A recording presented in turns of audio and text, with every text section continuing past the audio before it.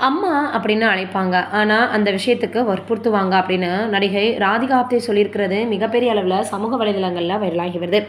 நேர்காணல் ஒண்ணுல பேசியிருக்கக்கூடிய நடிகை ராதிகா ஆப்தே தென்னிந்திய சினிமாவுல பணியாற்றிய போது ஏற்பட்ட கசப்பான அனுபவத்த குறித்து பேசியிருக்காங்க. அது என்னன்னு வீடியோக்குள்ள போய் பார்த்து தெரிஞ்சுக்கலாம்.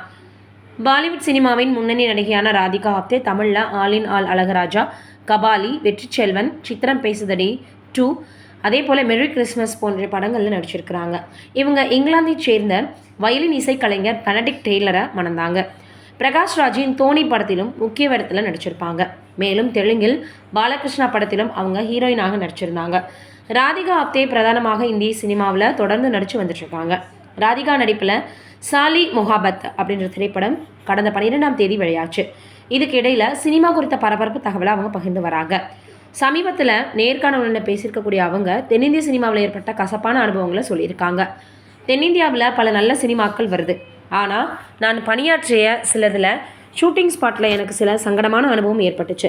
குறிப்பாக செட்டில் நான் ஒருத்தி மட்டுமே பெண்ணாக இருக்கக்கூடிய சமயங்களில் என்னை சுற்றி எல்லாருமே ஆணாக இருக்கும்போது இது நடந்திருக்கு. படத்தில் ரொம்ப எடுப்பாக தெரிகிற மாதிரியாக எனக்கு பார்த்திங்கன்னா மார்பகம் மற்றும் பின்பக்கத்தில் அதிக ஃபேடுகளை வைக்க நிர்பந்திக்கப்பட்டிருக்கேன். அவங்க என்னிடம் அம்மா அதிக இது பேடிங் அப்படின்னு சொல்லுவாங்க.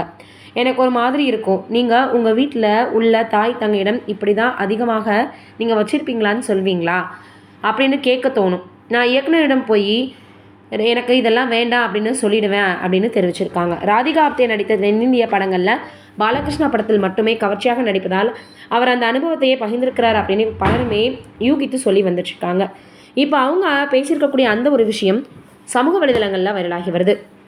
பிரபலமாக இருக்கக்கூடிய நடிகைகளுக்கு இப்படி ஒரு நிலைமையா அப்படின்னு இதை கேள்விப்பட்டு எல்லோருமே பேசி வந்துட்டுருக்காங்க.